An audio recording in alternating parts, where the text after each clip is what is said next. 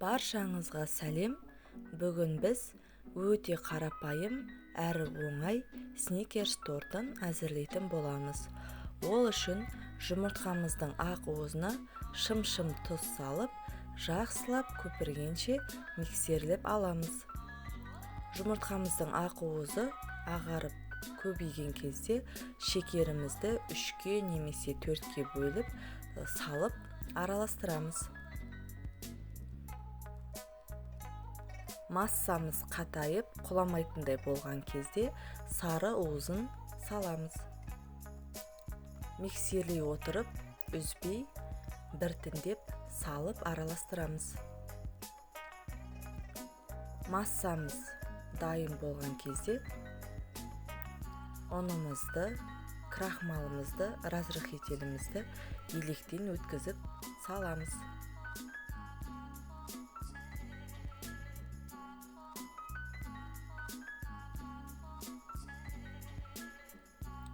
Барлығын електен өткізіп аламыз. Бір тегіс масса болғанша араластырамыз. Біздің массамыздың арасында ұндар қалып кетпеуін қадағалау қажет.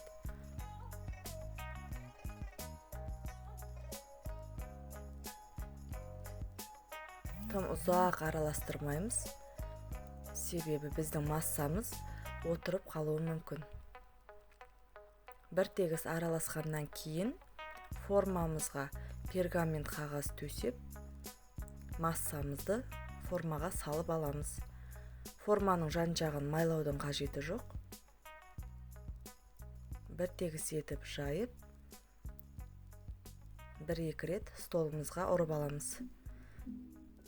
Содан кейін формамыздың бетіне фольга жауып, 4-5 жерінен тесеміз.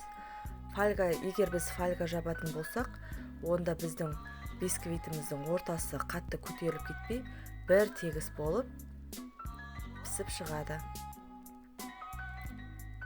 Дайын болған бисквитімізді шпажкамен тексеріп көреміз.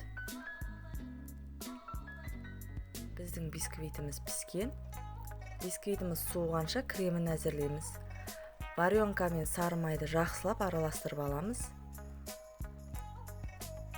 1-2 қасығын бетіне жағу үшін алып қалдым. Қалған кремімізге крекер печеньемен орех салып, 1 келкі масса етіп араластырып аламыз.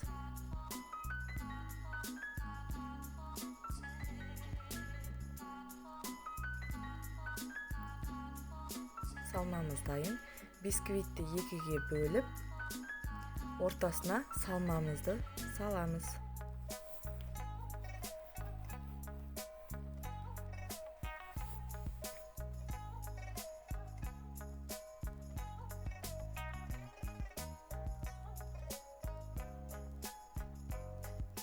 Тегістеп жайып аламыз.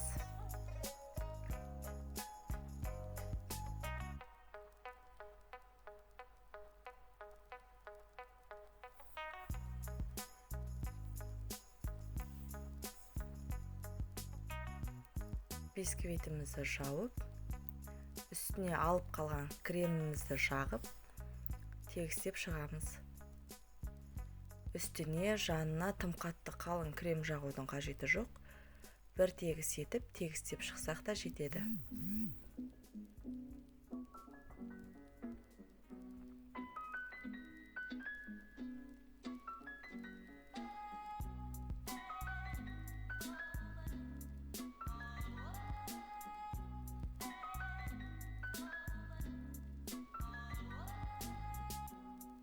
Тегістеп алғаннан кейін тортымыздың бетіне жағатын глазурымызды дайындап аламыз.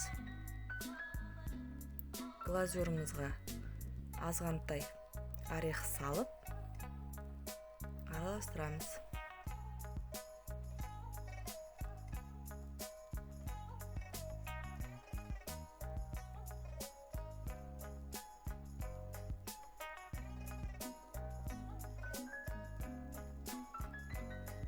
Тегістеп аламыз.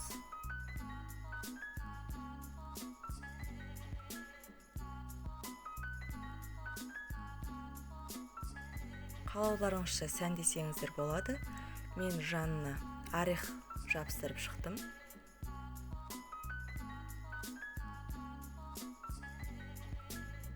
Тортымыз дайын.